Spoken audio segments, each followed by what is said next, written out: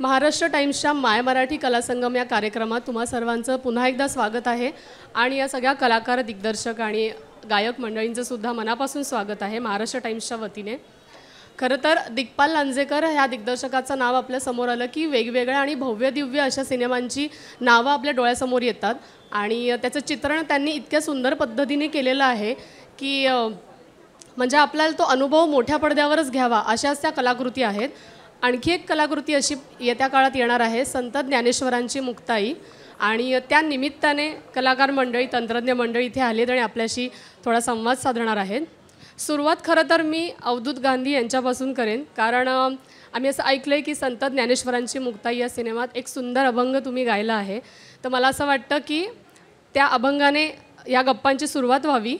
कारण मला असं वाटतं की संत ज्ञानेश्वर, संत निवृत्तीनाथ, संत सोपानदेव आणि संत मुक्ताई ही नावं आपल्या मनात आहेत आणि ही नावं माहिती नाहीत असा मराठी माणूसच नाही। त्यामुळे अशा व्यक्तिमत्वांवरती सिनेमा करावा हीच गोष्ट खूप कौतुकास्पद। खरं तर त्यांचा जीवनप्रवास वेगवेगळ्या माध्यमातून आपण बघितला आहे, पण तरीसुद्धा दिग्पाल यांचा दृष्टिकोन, त्यांची नजर नेहमीच काहीतरी वेगळं देऊ पाहते प्रेक्षकांना आणि ते या सिनेमाच्या निमित्ताने पुन्हा एकदा आपल्याला अनुभवायला मिळेल याची खात्री आहे। अवधूत गांधी यांना विनंती करते की त्यांनी अभंगने सुरुवात करावी। नमस्कार, सर्वप्रथम मी धन्यवाद देतो या अशा एका सुंदर कार्यक्रमाला मला उपस्थित राहण्याचं भाग्य मिळालं त्याबद्दल। वक्ता आहेत संत शिरोमणी नामदेवराय, श्रोता पांडुरंग परमात्मा आणि नामदेवराय पांडुरंगाला ज्ञानोबाची ख्याती सांगतायत। हा अभंग आहे।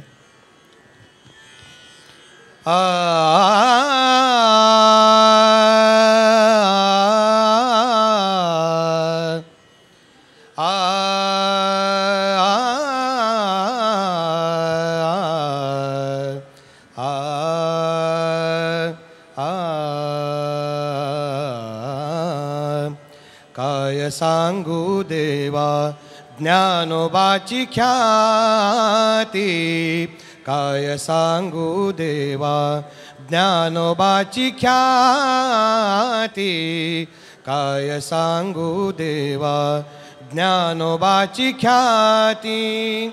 वेद महिषामुखी वदविले, वेद महिषामुखी वदविले, काय सांगू देवा ज्ञानोबाची ख्याती। कोठवरी वानुयाची स्वरूपस्थिती, कोठवरी वानुयाची स्वरूपस्थिती, चालविली भिंती मृत्तिकेची, चालविली भिंती मृत्तिकेची, काय सांगू देवा ज्ञानोबाची ख्याती। अविद्या मायेचा लागोने दिवारा, अविद्या मायेचा, अविद्या मायेचा लागोने दिवारा, ऐसे जगदोद्धारा बोलविले, ऐसे जगदोद्धारा बोलविले, काय सांगू देवा ज्ञानोबाची ख्याती।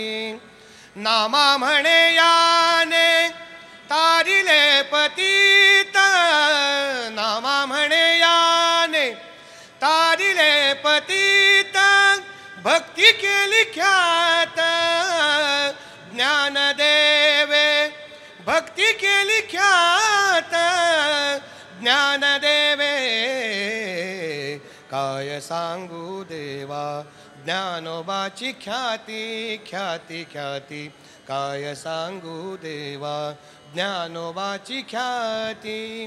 वेद महिषामुखी वदविले, वेद महिषामुखी वदविले, काय सांगू देवा ज्ञानोबाची ख्याती, ज्ञानोबाची ख्याती, ज्ञानोबाची ख्याती। पुंडलिक वरदा हरिविठ्ठल,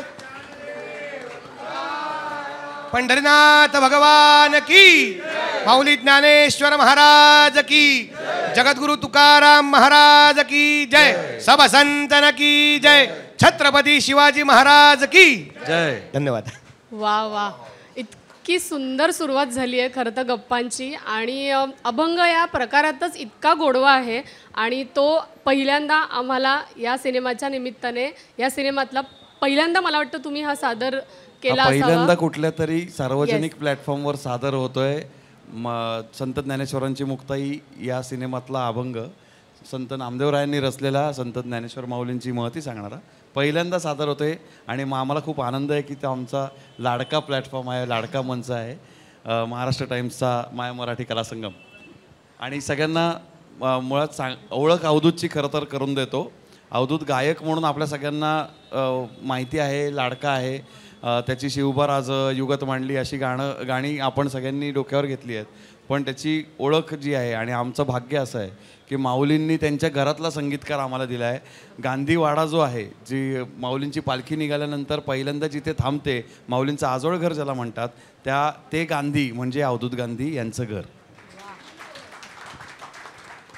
इतकं सुंदर कनेक्शन आहे आणि मला वाटतं की ते त्या आवाजातून आणि त्या अभंगातून उतरले. तर आम्हीही धन्यवाद म्हणतो तुम्हाला की तुम्ही आमच्यासाठी ही पर्वणी इथे घेऊन आला आहात, त्यासाठी धन्यवाद. आणि आता हे गाणं, हा अभंग आपण ऐकला आहे, पण आता उत्सुकता आहे की ते सिनेमात चित्रीकरण झाल्यानंतर जे दिसणार आहे ते आणखीनच सुंदर असणार आहे, याची खात्री पटली आत्ता. दिग्पाल, तुम्हाला विचारू इच्छिते की तुमच्या वेगवेगळ्या कलाकृतींमधून तुम्ही मराठी पण इतकं उत्कृष्टरित्या जपलं आहे. तुमचं मराठी भाषेवरचं नितांत प्रेम त्यातून दिसून येतंच. मराठी भाषा हा शब्द जरी उच्चारला किंवा मनात आला की काय भावना असतात नेमक्या? सगळ्याच भावनांचा समुच्चय आहे. म्हणजे एक कुठली भाषा असं एक कुठली भावना असं सांगता येणार नाही. मराठी भाषा, मराठी बोली याच्याबद्दल बोलायला लागलो की माऊलींनी सांगितलं तेच आहे की अमृतातेही पैजा जिंके अशी ती बोली असल्यामुळं आपण अभिमान, अस्मिता या सगळ्याबरोबर आता नव्याने जबाबदारी असा एक नवीन भाग त्याच्यामधला येतो. नुसतंच माझा मराठी बोलू कौतुक आहे हे माऊलींनी जसं म्हटलं तो म्हणायचा त्यांना अधिकार होता, कारण त्यांनी त्या भाषेसाठी तितकं सकस मोठं काम करून ठेवलं. आज आपण मराठी भाषिक म्हणून काय करतोय हा एक विचार मनात येतो आणि ती जबाबदारीची भावना या सगळ्या भावनांच्या बरोबरीने मनामध्ये आमच्या सगळ्यांच्या उभी राहते. म्हणूनच मराठी बोली, मराठी भाषा, मराठी संस्कृती, कला, चित्रपटसृष्टी या गोष्टी टिकवण्यासाठी म्हणून जे काही करावं लागेल ते करण्याचा एक प्रयत्न आम्ही सगळे करत असतो. आणि मला वाटतं की या सिनेमाविषयी तुम्ही थोडंसं सांगावं, कारण की आपण सुरुवात अभंगाने केलीच आहे, पण या सिनेमाविषयी थोडं तुमच्याकडून ऐकायला आवडेल. आपण सर्वांनीच अशासाठी म्हणतो की आता डिजिटल प्लॅटफॉर्मवर कृष्ण धवल चित्रपट हा उपलब्ध आहे, प्रभातनी केलेला. पण 84 वर्षापूर्वी तो सिनेमा झालेला आहे आणि आता नवीन पिढीसाठी नवीन तंत्रज्ञानाने ही गोष्ट पुन्हा एकदा सांगायची गरज निर्माण झाली असं आम्हाला वाटलं. संत ज्ञानेश्वरांची केवळ ती गोष्ट नाही आहे, संत ज्ञानेश्वर आदी भावंडांची आणि प्रामुख्याने मुक्ताईसारख्या आदिमाया माऊलीची ती गोष्ट आहे. आणि आपण आजच्या काळामध्ये जिथे स्त्री स्वातंत्र्य, स्त्री साक्षरता, वुमेन एम्पॉवरमेंट अशा सगळ्या गोष्टीच्या बोलतो आहे, त्या सगळ्यासाठी मूळ जे आहे, ज्याला संत श्रेष्ठ ज्ञानेश्वर माऊलींच्या शब्दातच सांगायचं आदिमाया मूळ मुक्ताई, ते मूळ तिथंच आहे असं आम्हाला वाटलं जेव्हा तिचं चरित्र अभ्यासत होतो तेव्हा. आणि म्हणून मुक्ताईच्या दृष्टिकोनातून हा सगळा चित्रपट मांडायचा प्रयत्न केलेला आहे. कारण अनेक ठिकाणी आपल्याला असे वेगवेगळे अभंग आम्हाला रिसर्च करताना सापडले. अर्थातच अवधूत आणि अवधूतमुळे आळंदीवासी सगळे जे काही विद्वान आहेत तर ते सगळे आमच्याबरोबर होते. संस्थांची सगळी कमिटी, अभय टिळक यांच्यासारखे मार्गदर्शक की जे संत साहित्याचे गाढे अभ्यासक आहेत, ते याच्यामुळे तो जो प्रवास करायला मिळाला आध्यात्मिक सगळ्या बाजूचा, त्याच्यामध्ये हे जाणवलं की ही सगळी जी भावंड आहेत ती कर्तृत्वाने मोठी आहेत, पण संतश्रेष्ठ निवृत्ती महाराज आणि ज्ञानेश्वर महाराज हे सुद्धा जिला माऊली म्हणतात तिला भजावं असं म्हणतात. म्हणजे एक आख्यायिका अशी सांगितली जाते की गोरक्षनाथांना म्हणजे गहिनीनाथांचे गुरु त्यांना सुद्धा मुक्ताई माऊलीने खाली बोलवलं आणि त्यांना जेवू घातलं आणि जेऊ घातल्यानंतर त्यांच्याशी जी अध्यात्माची चर्चा झाली ती ज्ञानेश्वर माऊली आणि निवृत्तीनाथांना सुद्धा कळली नाही.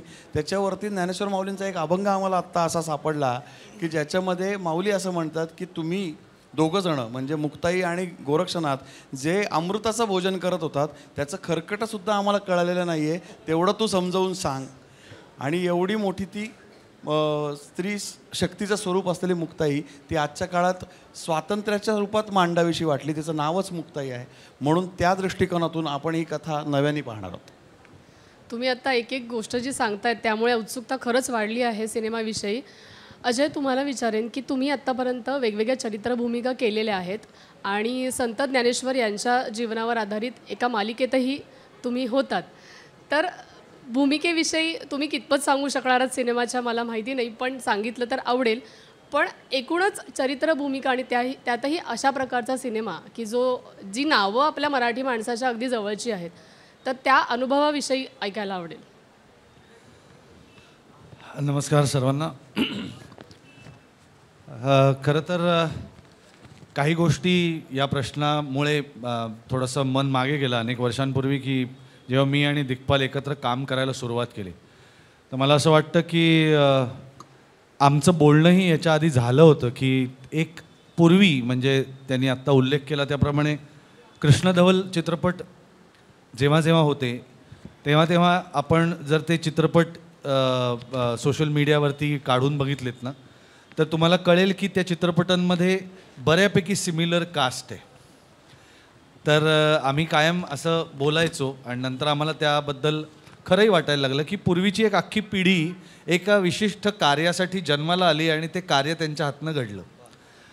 तर मला दिग्पालबरोबर काम करताना असं वाटतं की हे असोसिएशन हे आहे कुठेतरी याचं मूळ कदाचित मागे आहे आणि म्हणूनच कदाचित श्री शिवराज अष्टकातले 5ही चित्रपट ज्याचा भाग मी आहे त्यातल्या 2 चित्रपटांचा मुख्य नायक मी आहे. आणि त्यामुळे जेव्हा एखादी गोष्ट दिग्पालच्या डोक्यात येते किंवा तर ती ऑलरेडी मला पटलेली असते कारण की त्याचा संपूर्ण विचार त्याच्याकडनं झालेला असतो. हे आत्ता का करायचं आहे, कशासाठी करायचं आहे, कोणासाठी करायचं आहे आणि कसं करायचं आहे. तर हा आराखडा जेव्हा असतो ना ज्याला आपण विजन किंवा क्लॅरिटी ऑफ विजन असं म्हणतो तर ती असल्यामुळे काम करायला सुद्धा मजा येते कारण की आपण आपल्या लेखक दिग्दर्शकाकडनं सगळ्या दृष्टींनी ब्रीफ झालेलो असतो. तुला कुठलं पात्र साकारायचं आहे, तू काय करणं अपेक्षित आहे हेही माहिती असतं. त्यामुळे काम करणं हे मी गेल्या अनेक वर्ष जे आम्ही एकत्र काम करतो आणि वेगवेगळ्या पद्धतीच्या भूमिकांचं आव्हान तो माझ्यासमोर जेव्हा टाकत असतो तेव्हा मला सुद्धा ते स्पोर्टिंगली घ्यावं असं वाटतं की चल आता हे काहीतरी नवीन आहे, हे काहीतरी करून बघूयात आपण.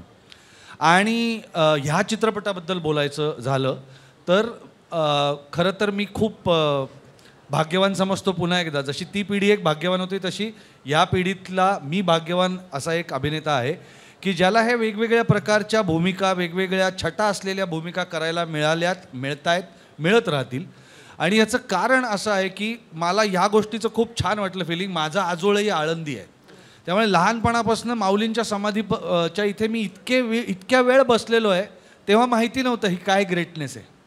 पण तिथे मी बसलेलो आहे अनेक तासनतास आणि जेव्हा मला असं कळलं की आपण हा चित्रपट पुन्हा आपण रंगीत या माध्यमातून आणतो आहोत तेव्हा मला त्या कन्सेप्टचं खूप मेस्मरायझेशन झालं की अरे 84 वर्षानंतर म्हणजे एक पूर्ण कदाचित पिढ्या जाऊन अनेक पिढ्यामध्ये गेल्यात की ज्यांनी ब्लॅक अँड व्हाईट बघितला पण आता बघत नाहीत किंवा ती कदाचित लोकांना तिथे जाऊन ते बघण्यासाठी चे वेळ नसेल किंवा असं वाटतं की चल ना आपल्याकडे थिएटरमध्ये ह्याच्यापेक्षा मोठ्या भव्यानी कारण त्यावेळेस बिचाऱ्यांकडे जेवढे रिसोर्सेस होते त्यात त्यांनी मॅक्सिमम करण्याचा प्रयत्न केला. आणि मी कदाचित खूप मोठं विधान असेल पण ब्लॅक अँड व्हाईटच्या जमान्यात जे लाईटचे प्रयोग झालेत ते फार अप्रतिम दर्जाचे झालेले आहेत. ते आजही मेस्मराईज करतात लाईटिंग करताना कॅमेरामनला की अरे काय कसं केलेलं आहे. त्यामुळे त्या लोकांनी जो पायंडा घालून दिलेला आहे नवीन काहीतरी करायचं असलं तर जुन्याची कास सोडता येत नाही असं एक वाक्य डॉक्टर वसंतराव देशपांडेंचं. त्यामुळे जुनं धरूनच ठेवायला लागतं. त्याच्यावर तुमचा जो पुढचा प्रवास असतो नवीनचा तो घडायला हवा. तर मला असं वाटतं की ह्या दिंडीमध्ये मी पण एक वारकरी आहे याचा खूप खूप आनंद आहे मला. वा, मला वाटतं इथे बसलेल्या सगळ्यांचं काही ना काहीतरी एक कनेक्शन आहे या सिनेमाशी किंवा एकूणच या विषयाशी. समीर, तुम्हाला विचारू इच्छिते की तुम्ही मराठीसह हिंदी सिनेसृष्टीतही तितकेच सक्रिय आहात, पण असं असतं ना जनरली की हिंदीमध्ये काम करायला गेल्यानंतर मराठीमध्ये पुन्हा काम करायला कलाकारांचं प्रमाण थोडं कमी होतं, पण तुम्ही अपवाद आहात. मातृभाषा मराठी आहे ना माझी. तेच, तुम्ही अपवाद आहात आणि तुम्ही मराठी सिनेसृष्टीत सुद्धा तितकेच दिसता आम्हाला, आणि आम्हाला खूप छान वाटतं की तुम्हाला आम्ही वेगवेगळ्या भूमिकांमधनं बघतो. तुमचंही हे मराठी भाषेवरचं प्रेम आहे का? आणि जेव्हा तुम्ही पुन्हा मराठीत काम करता तेव्हाचं मराठी भाषा, कारण मराठी भाषा सगळ्यांच्याच जवळची आहे. आपण जेव्हा वाचतो, तुम्ही हिंदी सिनेमा करता तेव्हा तुम्हाला हिंदी संवाद येत असतील, पण जेव्हा मराठी संवाद तुम्ही जेव्हा वाचता, बऱ्याच काळानंतर वाचत असाल किंवा काय, तेव्हा काय भावना असतात? ज्याला चांगलं मराठी येतं त्याला चांगलं हिंदी पण येतं, हे बेसिक आहे.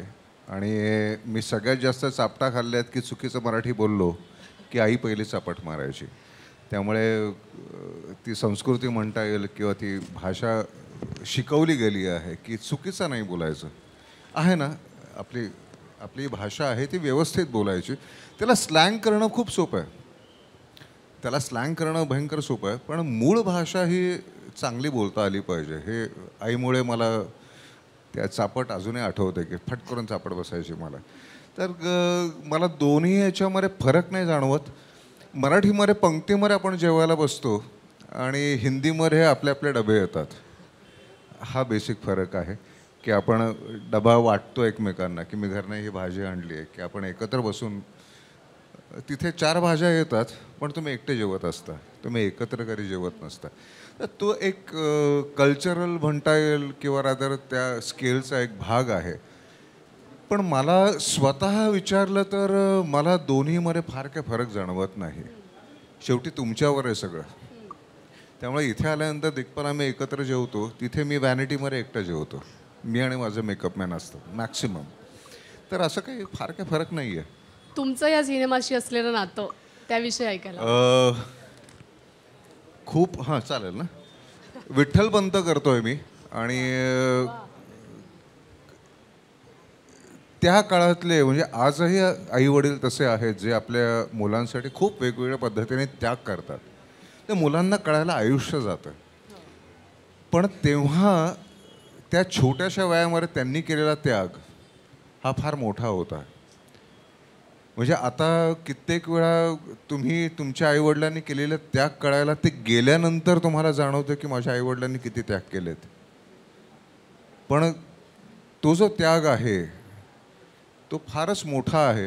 आणि विठ्ठलपंत आणि रुक्मिणी यांनी जो केलेला त्याग आहे, आपले प्राणच दिले त्यांनी मुलांना शिकवा म्हणून. आता प्राण द्यायला लागत नाहीत, पण वेगळ्या पद्धतीने आपण प्राण झिजवतो म्हणता येईल. तर असे विठ्ठलपंत मी करतो आहे आणि ते करताना एक वेगळे फार मजा एक मनुष्य म्हणून एक वडील म्हणून म्हणता येईल. समाधान हा योग्य शब्द आहे म्हणून आय ऑलवेज हे करतो. इथे जरा मराठी थोडंसं माझं गडबडतं की अर्ध हिंदी अर्ध मराठी होऊन जातं, पण त्याचं समाधान मिळालं हे करताना. आणि आजच्या खरं सांगायचं तर जी तरुण पिढी आहे त्यांना तर नक्कीच आवर्जून सांगेल की तुमचे आईवडील नक्की काय त्याग करताय तुम्हाला आत्ता नाही कळणार, तुम्हाला आयुष्य घालवायला लागेल. पण आयुष्य घालवू नका, आत्ताच त्याचं थोडीशी खबरदारी घ्या. आणि अरे हां, आईला काय लागतं आहे का, वडिलांना काय लागतं आहे का, जर थोडंसं बघा त्याकडे. तर हे जे आहे हे विठ्ठलपंतांमधनं मला खूप मिळालं खरं सांगू. आणि मी नशिबाने म्हणेन की माझ्या मुली अजून विचारतात मला. खूप म्हणजे कलाकारांना म्हणजे साधारणपणे आम्ही अनेकदा विचारतो की काय एखादी भूमिका तुम्हाला काय देऊन गेली, तर तुम्ही त्याचं उत्तर या बोलण्यातनं दिलं की ती व्यक्तिरेखा तुम्हाला काय देऊन गेली आहे.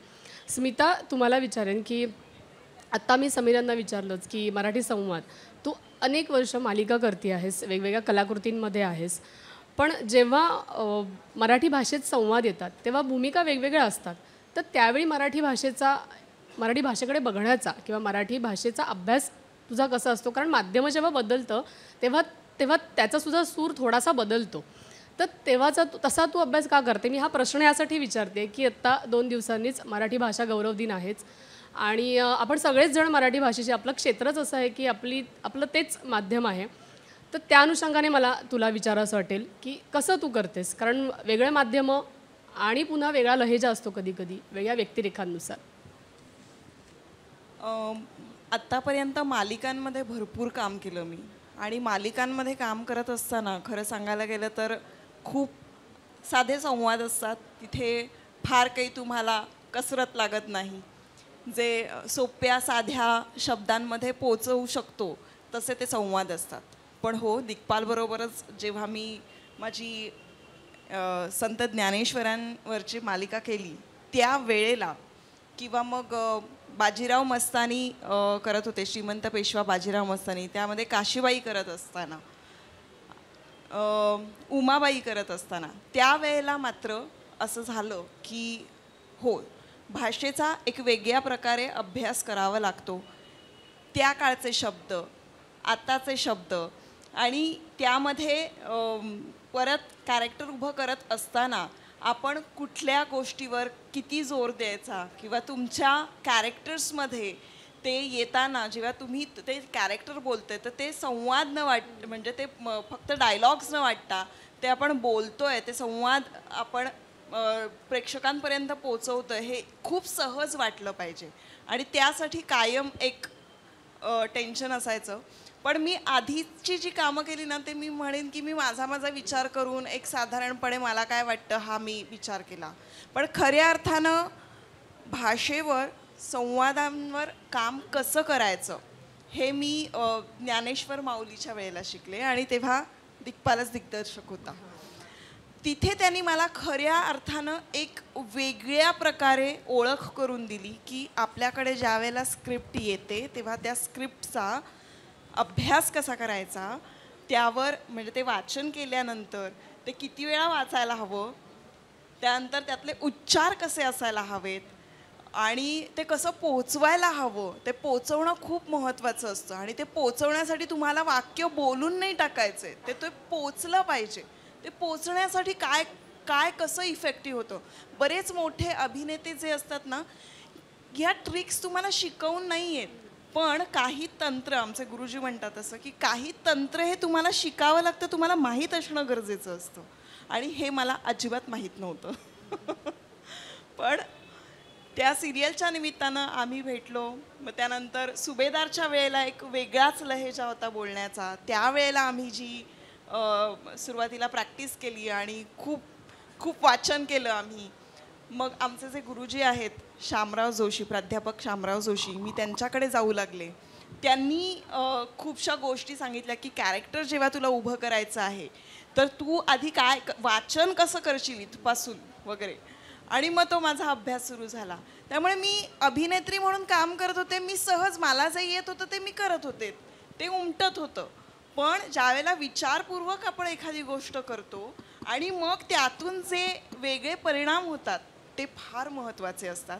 आणि हे मला या प्रोसेसमध्ये लक्षात आलं. आणि त्यानंतर आता मुक्ताई सिनेमामध्ये तर तुम्हाला सिनेमा बघितल्यानंतर लक्षात येईल की तिकडे तर भाषेचा फार संबंध होताच, म्हणजे त्या काळातली भाषा आहे. शिवाय मला वेगवेगळ्या वयातले रोल करायचे आहेत, तर त्यावेळेला सुद्धा आपण ते कसं बोललं पाहिजे, कुठल्या शब्दावर किती आपण जोर दिला पाहिजे, आणि मग कशामुळे तो जो परिणाम आपण काढून घेऊ शकतो तो आला पाहिजे, हे सगळं खरं सांगायला गेलं तर हे करत असताना तुम्ही सहज करायला गेलं तर माहिती नसतं. पण तुम्हाला जर का ते तंत्र थोडंसं माहिती असतं आणि ते कुठेतरी जमतंय असं कळलं ना की मग काम करताना खूप समाधान मिळतं. वा, एक एक एक एक गोष्ट उलगडते तसं खरंच सिनेमा बघण्याची इच्छा पण प्रकट होते. असं म्हणजे जास्त कधी येतो आता सिनेमा असं आम्हाला झालं आहे. मगाशी सुरुवात आपण केली अभंगाने अवधूत, पण ना थोडं अजून मन भरलेलं नाही आहे.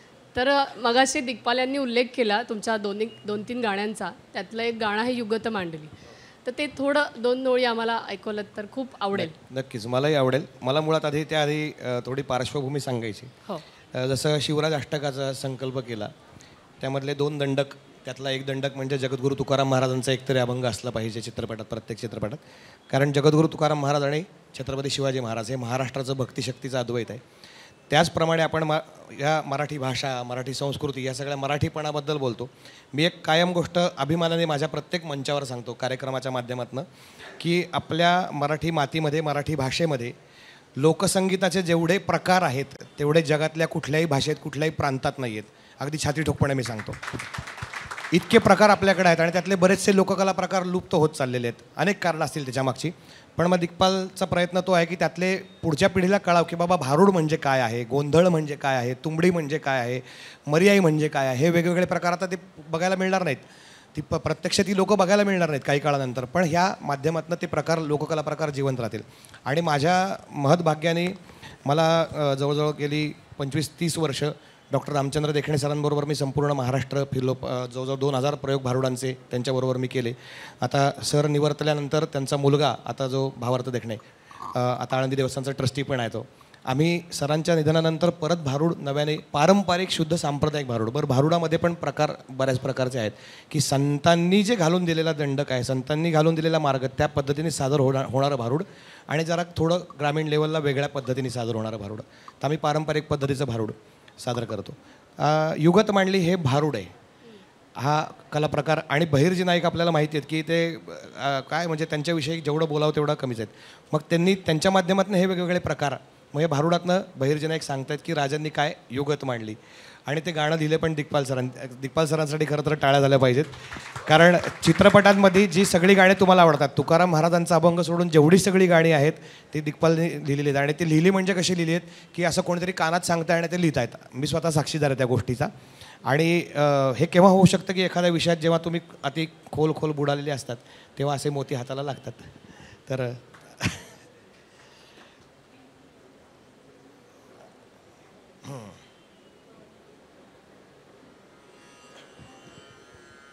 हे हे हा हे ना हैंग हा हा हैंग. अरे दुश्मन असू दे, गनिम असू दे, किती बी हुशार ना, अरे असू दे की, अरे दुश्मन असू दे, गनिम असू दे, किती बी हुशार. आणि मग शिवरायांच्या बुद्धियुक्तीचा लागना पार, शिवरायांच्या बुद्धियुक्तीचा लागना पार, हे लागना पार, लागना पार, लागना पार, लागना पार, हे शिवरायांच्या बुद्धियुक्तीचा लागना पार.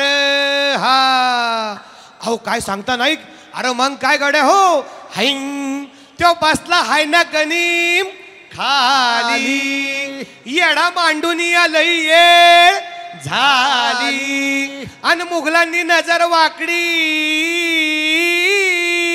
केली. मग राजांनी काय केलं, काय केलं महाराज? राजांनी आता युगत मांडली. काय मांडली?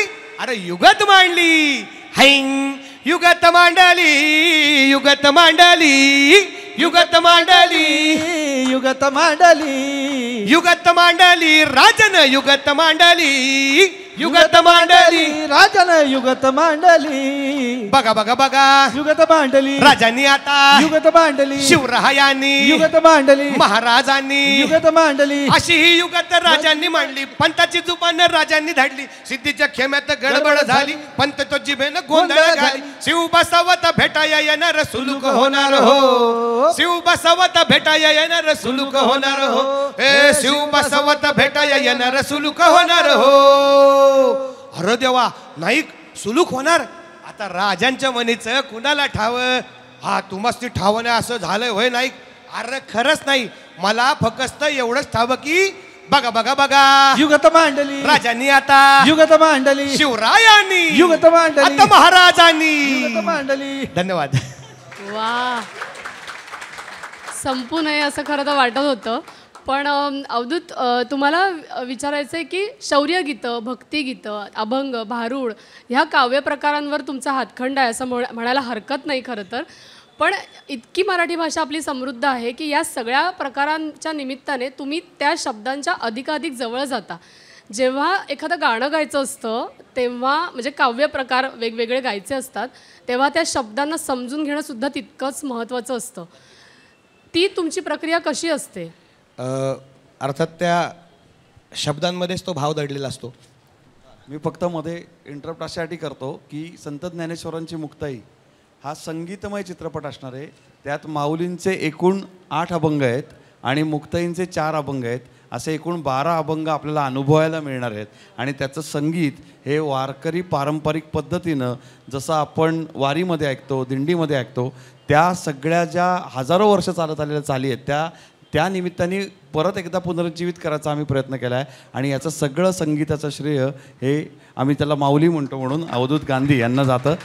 या चित्रपटाचा संगीतकार म्हणून त्यांनी धुरा सांभाळलेली आहे आणि तब्बल 12 अभंगांना पुन्हा एकदा पुनरुज्जीवित करण्याचं मोठं काम अवधूतनी केलं आहे. फार ही मोठी गोष्ट आहे फार. खरं तर मी माऊलींचा एक छोटा सेवक आहे आणि माझ्या आयुष्यात जे काय आहे ते सगळं कृपेचं आहे. माझं गाणं माझ्या माऊलींच्या कृपेचं आहे, जे काय संगीत आहे ते सगळं त्यांच्या कृपेचं आहे. मी फक्त मधलं एक माध्यम आहे. आणि तुम्ही म्हटलात तसं त्या प्रत्येक लोककला प्रकारामध्ये जसं आपण लिहितो एखादं काव्य, त्या काव्यामध्येच ते शब्दांमध्येच तो भाव दडलेला असतो. तो समजून घेणं गरजेचं आहे. उदाहरणादाखल तुम्हाला सांगतो की जगद्गुरू तुकाराम महाराजांचा अभंग आहे, सुंदर ते ध्यान उभे विटेवरी करकटावरी ठेवून या. आता आजकाल काय झालं की वारकरी संप्रदायात पण अशी फॅशन आली दुर्दैवाने, अतिशय जबाबदारीने या मंचावर बोलतोय, की संतांनी लिहिलेले अभंग चित्रपटाच्या चालीमध्ये म्हटले जातात. आता हाच अभंग सुंदर ते ध्यान हा अभंग जर मी सुंदर ते ध्यान उभे विटेवरी करकटा, गाणं लक्षात आलं तुमच्या? नाही ते वाईट नाही आहे, तेरे रश्के कमर वाईट नाही आहे, पण त्याचं जिथं प्रयोजन आहे तिथं ते गा. जेव्हा भक्ती मार्गाचा विषय येतो, जेव्हा तुकाराम महाराजांचा अभंग गाण्याचा विषय येतो, तुकाराम महाराजांनी टाइमपास म्हणून लिहिलेली कविता नाही आहे. मुळात अभंग कशाला म्हणतो आपण? संतांच्या प्रज्ञेमधून भक्तीच्या एका विशिष्ट अवस्थेला गेल्यानंतर संतांच्या प्रज्ञेमधून प्रकटलेलं काव्य म्हणजे अभंग आहे. मग तो भाव जर त्याच्या चालीत आला नाही तर मग त्याला काय ती नुसती बडबड आहे. आणि तुम्ही म्हणालात तसं तो भाव प्रत्येक रचनेमध्ये, आता पोवाडा म्हणलं तर वीरश्री त्या शब्दांमध्येच असते, त्याला वेगळं. छत्रपती शिवाजी रणशूर, छत्रपती शिवाजी रणशूर, घेऊन तलवार मोंगल जर्जर, करून राखीला हिंदू धर्मास, स्थापियली स्वतंत्रता देशास, झळकला हिरा महाराष्ट्रास, जी जी जी. ह्याला वेगळं काय करावंच लागतं. आशीर्वाद लक्षात येतो का किती आहे?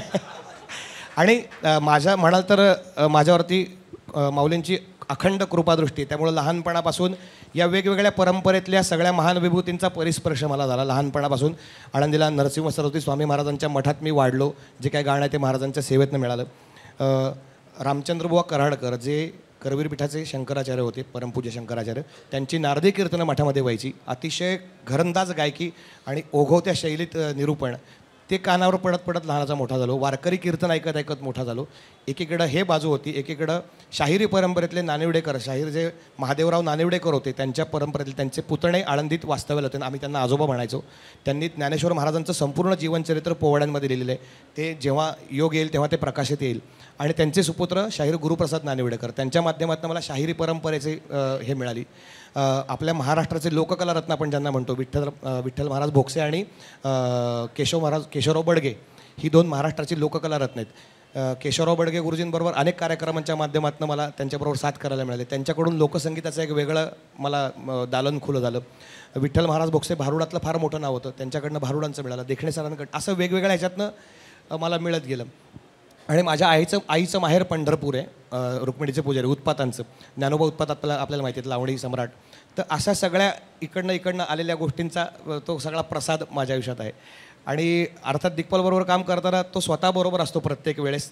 त्याला काय अपेक्षित असतं त्या पद्धतीने, की या रचनेमध्ये मला काय अपेक्षित आहे तो भाव, आणि त्याच्यातनं तो 100% काढून घेण्याची क्षमता त्याच्यात आहे, की कोणाकडनं काय काढून घ्यायचं, त्यासाठी तसा माणूस पण असावा लागतो. आणि या चित्रपटामध्ये जे मगाशी दिग्पाल सरांनी सांगितलं की वारकरी पारंपरिक चाली ज्या आहेत, शेकडो वर्ष जुन्या चाली आहेत, सुंदर चाली आहेत, खेड्यापाड्यांमध्ये पसरलेल्या चाली आहेत. आणि त्या चालींचं वैशिष्ट्य असं आहे की ज्याला गाता येतो तो पण गातो, ज्याला नाही येत तो पण गातो. आपण जर गेलात खेड्यापाड्यामध्ये, संध्याकाळी सगळे दमून मंदिरामध्ये जमतात, गावकरी भजन असतं छानपैकी, आणि मस्तपैकी सगळे तल्लीन होऊन गात असतात. ब्रह्मानंदे लागली टाळी कोण देहाते सांभाळे, अशी अवस्था असते. आणि त्यामुळं ह्या पारंपरिक रचना पुन्हा एकदा ज्यांना माहीत नाहीत अशा लोकांपर्यंत पोहोचवण्यासाठी हा एक फार मोठा प्लॅटफॉर्म आम्हाला उपलब्ध करून दिलात एका प्रकारे, आणि त्या सगळ्यांना नक्कीच आवडतील, आम्हाला 100% खात्री आहे त्याची. वा, तुम्ही आता ज्या ज्या नावांचा उल्लेख केला आहे तर मला वाटतं, आणि तुम्ही जसं म्हणालात की दिग्गज व्यक्तिमत्वांचा प्रसाद आशीर्वाद तुम्हाला मिळाला आहे, आणि तोच आशीर्वाद आणि तोच प्रसाद तुम्ही तुमच्या गाण्यातनं, तुम्ही संगीतबद्ध केलेल्या गाण्यांमधनं आमच्यापर्यंत पोहोचवत आहेत प्रेक्षक म्हणून. तर आम्ही भरून पावतो, कारण इतकी सुंदर झलक आम्हाला 2-3 गाण्यांची आत्ता इथेच बघायला मिळाली. त्यांच्यासाठी जोरदार पुन्हा एकदा टाळ्या व्हायला पाहिजेत. दिग्पाल, शेवटचा अगदी प्रश्न विचारते की मगाशी संत ज्ञानेश्वर यांच्या जीवनावर आधारित मालिकेचा उल्लेख 2-3दा झाला, आणि त्याचे तुम्हीच दिग्दर्शक आणि निर्माते आणि लेखकही तुम्ही होतात. तर जेव्हा विषय तोच असतो पण माध्यम बदलतं, तेव्हाची आव्हानं काय नेमकी असतात? या म्हणजे विशेषतः या कलाकृतीच्या माध्यमातून तुम्ही काय सांगू इच्छिता? काय आव्हानं होती जेव्हा माध्यम बदलतं पण विषय तोच असतो? 2 गोष्टी सांभाळाव्या लागल्या. एक म्हणजे संत ज्ञानेश्वर माऊली आणि त्यांचे सगळे भावंडती आणि स्वतः माऊली मुक्ताई, तर या सगळ्यांचं चरित्र आगाध आहे. म्हणजे प्रत्येकाच्या रचना बघितल्या तर हजारांच्या वरती रचना आहेत.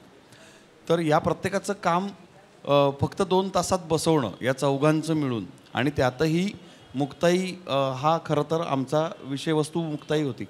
तर त्यामुळे देवी मुक्ताईचं काम जेव्हा आपण दाखवतो तेव्हा सगळ्यात अवघड गोष्ट ही होती की तिचा भाऊरायाच इतका मोठा आहे की ज्याच्यावरती मराठी भाषेचा पाया रचला गेला असं म्हणणं वावगं ठरणार नाही. संत श्रेष्ठ ज्ञानेश्वरांच्या रचनावरती, ज्ञानेश्वरीवरती एका अर्थाने महाराष्ट्र उभा आहे, आणि त्याचा कळस जगद्गुरू तुकाराम महाराजांच्या तुकाराम गाथेमध्ये झालेला आहे.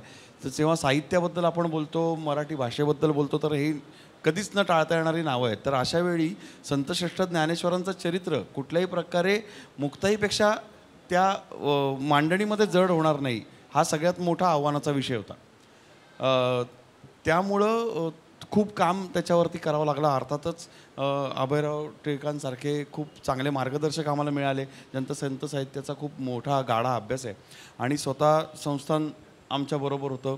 अवधूतची परंपरा इतकी मोठी आहे त्या सगळ्यातली.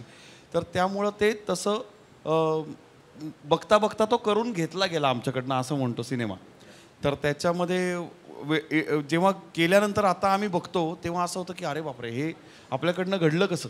कारण त्याच्यामध्ये जेव्हा मांडणी झाली तेव्हा ती अभंगांच्या अंगाने मांडणी झाली आहे, साहित्याच्या अंगाने मांडणी झाली आहे, अध्यात्माच्या सगळ्या सिद्धांतांच्या आधारे मांडणी झाली आहे. हा चित्रपट मांडणीतला भाग होता. मालिका करताना सोपी गोष्ट ही होती की तुम्हाला खूप मोठा स्पॅन मिळतो. आजच्या एपिसोडमध्ये हे पुरतं सांगता आलं नाही तर पुढच्या एपिसोडमध्ये सांगता येतं, आणि मला चांगलं हे वाटतं की बराचसा काळ चॅनलने आम्हाला त्याच्यामध्ये मुभा दिली आणि आम्हाला ऑथेंटिक चरित्र दाखवण्यासाठी परवानगी दिली. नाहीतर संतांना जादू करायला लावतात ते जनरली, पण ते सुदैवाने आमच्या बाबतीमध्ये नाही घडलं. चॅनलने खूप चांगला सपोर्ट दिला, आणि त्यामुळे तिथे पण एक चांगली मांडणी झाली. पण तीच जवळजवळ 1.5 वर्ष चालू असलेली मांडणी ही फक्त 2 तासामध्ये मांडायचं आहे, हा सगळ्यात मोठा आव्हानाचा भाग होता. आणि ते असं किती, ते अमृताचं आहे सगळं, किती वेचायचं. म्हणजे प्रत्येक अभंग वाचल्यावरती असं व्हायचं की अरे हा इतका सुंदर अभंग आहे, हा चित्रपटात असला पाहिजे, मग तो गद्य स्वरूपात तरी यायला पाहिजे. पण तो आल्यानंतर तो कळेल का? मग तो कळण्यासाठी त्याचं अनुवाद द्यायला पाहिजे, भाषांतर नाही, अनुवाद द्यायला पाहिजे.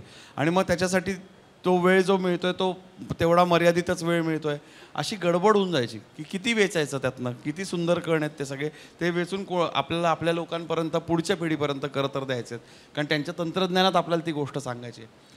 हे सगळे आव्हानाचे भाग होते. आणि म्हणजे आता इथे या मंचावर आपण सांगायला हरकत नाही की जेव्हा कोविड होतं, मी सगळ्यात आधी 2016 साली मुक्ताई नावाचं एक एकल नाट्य लिहिलं. आपल्या 2018 साली भारतामध्ये थिएटर ऑलिम्पिक्स झालं, 80 देशातली नाटकं तिथं सादर झाली. तर या पहिली जी 3-4 नाटकं सादर झाली उद्घाटनाच्या सत्रात, त्याच्यामध्ये मुक्ताईचा समावेश होता. 80 देशाच्या समोर भारताला रिप्रेझेंट करायचं भाग्य या संतांच्या आशीर्वादाने मला लाभलं. तर तीच जी मुक्ताई आहे, कोविड जेव्हा आला त्याच्यानंतर अवधूत माऊलींच्या काय उपकृतच म्हणेन मी, त्यांनी मला केलेल्या आयुष्यभरासाठी, की जेव्हा मंदिरामध्ये कोणाला प्रवेश नव्हता अशावेळी आम्हाला त्याच्या परंपरेमुळे प्रवेश मिळाला आणि एक अख्खी रात्र आम्ही माऊलींच्या समाधीसमोर बसून होतो. कारण तेव्हा कळत नव्हतं काय होणार आहे आपल्या संपूर्ण मानवजातीचं. तर ज्यांनी मानवजातीचं भलं इच्छिलेलं आहे अशा महात्म्याच्या समाधीसमोर बसून प्रार्थना करण्याशिवाय आपण काही करू शकत नव्हतो. तर त्यामुळे तिथे बसलो रात्रीचे साधारण 12:30-1 वाजून गेले आणि मी अवधूतला म्हणलं की मी इथे मुक्ताई वाचू करे. तर तो म्हणला की काय आपण दोघंच ऐकणार आहे. आणि त्याचा धाकटा भाऊ अमोल तो माऊलींच्या समाधीचा पुजारी आहे परंपरागत. तर तो तिथे समाधीपाशी होता आणि आम्ही या 2 श्रोत्यांच्या समोर मी ते अभिवाचन केलं. आणि ते संपता असं मनात आलं की ह्याचा चित्रपट व्हायला पाहिजे. म्हणजे मग मुक्ताईचं चरित्र आजच्या सगळ्या पुढच्या माऊलींकडे जाईल आणि त्यातनं अनेक ज्ञानेश्वर कदाचित निर्माण होतील. तर मग तिथे तो चित्रपटाचा संकल्प माऊलींच्या समाधीसमोर घेतला. त्याच्या अगोदर ते जेव्हा सुरू केलं काम, अर्थातच सिनेमाला जेवढे पैसे लागतात तेवढे नव्हते. त्याच्यानंतर फर्जंद आला मग फर्जंदच्या त्याच्यानंतर पावनखिंड आला आणि मग पुढे माझी वाटचाल जरा सुकर झाली. कारण पावनखिंडनी अपरिमित यश पाहिलं आणि मग हा चांगले विषय सांगतोय बुवा असं म्हणून निर्माते पाठीशी उभे राहायला लागले. तर त्या सगळ्या वाटचालीमध्ये मग हा सिनेमा करण्या इतकी धाडस अजून कोणी दाखवत नव्हतं म्हणून मालिका केली. आणि ते करता करता सुदैवाने आमच्या अनिल थडानी सरांना असं वाटलं, ज्यांनी फिल्म्स तुम्ही आत्ता बहुतांशी सगळ्या सिनेमांच्या सुरुवातीला त्याचा लोगो पाहत असाल, आत्ता भारतातले सगळ्यात मोठे वितरक आहेत ते. तर त्यांनी मला असं सांगितलं की मला काहीतरी मराठीमध्ये सुरू करायचं आहे. त्यांच्या संपूर्ण कंपनीच्या कारकिर्दीमधला हा पहिला चित्रपट आहे. त्यांच्या वडिलांपासनं वितरक म्हणून ते काम करतात, पण संत ज्ञानेश्वरांची मुक्ताई हा त्यांनी निर्मित केलेला पहिला चित्रपट आहे संपूर्ण कंपनी सुरू झाल्यापासून 60-70 वर्षाच्या कालखंडातला. तर हा माऊलींनीच ती वाट पुढे सुकर केली. आणि जेव्हा आता आम्ही बघतो तेव्हा हे कसं काय घडलं हा प्रश्न जेव्हा स्वतःला विचारतो तेव्हा तो संकल्प आठवतो आणि तो आशीर्वाद मिळाला असं मला वाटतं. त्यामुळे मी आता सगळ्यांना तीच नेहमीप्रमाणे विनंती करेन की कष्ट केलेले आहेत माऊलींनी, ते करून घेतलेले आहेत. आता 18 एप्रिलला जो काय आशीर्वाद मिळायचा तो तुमच्या हातून मिळायचा आहे. 18 एप्रिलला थिएटरमध्ये तो सगळ्यांच्या जवळच्या चित्रपटगृहात असेल. आपली जबाबदारी म्हणून आपण हा दाखवला पाहिजे असं मला वाटतं. मला वाटतं खरं तर तुम्ही आत्ता म्हणालात की माऊलींच्या समाधीच्या तिथेच तुम्ही 3 जण होतात आणि 2च श्रोते होते. तर मला वाटतं तसं नव्हतं, 3रे श्रोते होते, माऊली होते. आणि तुमच्या या प्रवासाचे प्रत्येक टप्प्याचे ते साक्षीदार आहेत. आणि ते साक्षीदार आता आम्हीही होऊ, कारण की ते कलाकृती आम्ही बघणार आहोत. खूप छान वाटलं तुमच्याशी गप्पा मारून. आणि मला वाटतं सिनेमाची तारीख जशी प्रदर्शनाची जवळ येईल तसं आणखी संवाद आपण साधूच या सिनेमाच्या निमित्ताने. मला वाटतं संत ज्ञानेश्वर हा विषय निघाला किंवा हे नाव आपल्यासमोर आलं की आणखी एक गोष्ट आहे ती म्हणजे पसायदान. पसायदान ही अशी काय म्हणू त्याला, कलाकृती म्हणूया की अशी एक प्रार्थना म्हणूया, विश्वशांतीची प्रार्थना की ती गायली, ती आपण नुसती गुणगुणली, मनातल्या मनात म्हणते तरी ती शांतता आपल्याला मिळते. तर मला वाटतं की त्याने आपण या गप्पांची सांगता करूया का. सगळ्यात पुरोगामी प्रार्थना आहे ती. हां, कारण हो अतिशय जबाबदारीने बोलतो. 700 वर्षापूर्वी माऊलींनी कुठलीही जात, धर्म, पंथ, वंश, लिंग, कुठल्या प्रकारचा भेद, प्राणी पक्षी सगळं आता विश्वात्मके देवे. आणि आम्हाला आमच्या गुरुजींनी सांगितलं त्या आतामध्ये खूप मोठा अर्थ दडलेला आहे आणि तो तुम्हाला चित्रपटामध्ये बघायला मिळेल. मी नाही सांगणार, पण जाता जाता मला तुम्हाला सांगायचं आहे, मुळात मुक्ताई हा विषय अतिशय गूढ, अगम्य आणि समजायला तसा कठीण आहे. आणि आम्हाला असं वाटतं की तो सोपा करून सौम्य करून सांगण्याचा प्रयत्न आम्ही केला आहे. त्या माध्यमातून कोणीतरी प्रेरणा घेऊन त्याचा अभ्यास करावा. कारण एक गोष्ट आमच्या लक्षात आली, लॉकडाऊनचा उल्लेख केला. लॉकडाऊनच्या आधी जेव्हा फत्ते शिकस्त सिनेमा आला होता त्यातला जगद्गुरू तुकाराम महाराजांचा अभंग हेची वेळ देवा नका, तो प्रचंड लोकप्रिय झाला. आणि त्या अभंगामध्ये ऐकल्यानंतरची जी एक शांतता मला मिळायची, समाधान मिळायचं, अनेकांनी अनेक प्रकारे अनुभव आम्हाला सांगितले. आणि तरुण पिढी विशेष करून त्यांच्या मोबाईलची रिंगटोन, कॉलर ट्यून तो अभंग होता. अनेकांनी त्यानिमित्ताने गाथा शोधायला सुरुवात केली. मग लक्षात आलं की जर ही एक गोष्ट अशा पद्धतीने पोचवली तर लोक त्याचा शोध घेतात. म्हणून हा एक प्रयत्न आहे. आणि अर्थात तो करता करता जसं सांगितलं, संकल्प माऊलींच्या मंदिरात केला आणि संत वचन आहे, सत्यसंकल्पाचा दाता नारायण पूर्ण करी सर्व मनोरथ. त्या अर्थाने ते पूर्ण झालेलं आहे. आता बाकी सगळं त्याचं पुढचं जे काय आहे ते भवितव्य मायबाप श्रोत्यांच्या आणि माऊलींच्याच भाषेमध्ये माऊली श्रोत्यांना काय म्हणतात, प्रभो तुम्ही महेशाची या मूर्ती, तुमच्या कानामध्ये प्रत्यक्ष भगवान शिवशंकर येऊन माझं श्रवण करतोय, या भावनेतनं माऊलींनी ते सांगितलं आणि त्याच भावनेतनं आम्ही ते तुमच्यासमोर मांडलेलं आहे. तर आपण आता आणि पसायदानाबद्दल बोलवायचं तर हे सगळी प्रार्थना आणि विश्व प्रार्थना म्हणून ज्या काही मागवल्या गेल्या युनेस्कोच्या वर्ल्ड पीस सेंटरमध्ये, तेव्हा पसायदान सगळ्यात जास्त मतांनी निवडून तिथं त्यांनी मान्य केलेलं आहे आणि जगातल्या ऑलमोस्ट सगळ्या भाषांमध्ये त्याचा अनुवाद झालेला आहे. तर अशी ती प्रार्थना आहे, आपण त्यांनी सांगता करूयात. आणि जाता जाता तुम्हाला सगळ्यांना धन्यवाद देतो. या एका चांगल्या म्हणजे महाराष्ट्राच्या माय मराठी कला संगम इथं आम्हाला तुम्ही बोलत त्याबद्दल खूप मनापासून धन्यवाद देतो. आपणही श्रोत्यांनी मला सहन केलं त्याबद्दल तुम्हालाही धन्यवाद देतो आणि पसायदानाने सांगता करूयात.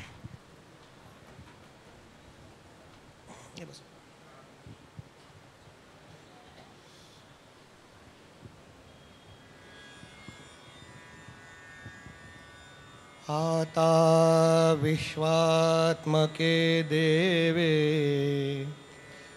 येणे वाग्यज्ञे तोषावे, तोषो निमज द्यावे पसायदान हे, जे खळांची व्यंकटी सांडो तया सत्कर्मी रती वाढो, भूता परस्परे जडो मैत्र जीवांचे, दुरितांचे तिमिर जावो, विश्वस्वधर्म सूर्ये पाहो, जो जे वांछील तो ते लाहो, प्राणिजात वर्षत सकळ मंगळी, ईश्वर निष्ठांची मांदियाळी, अनवरत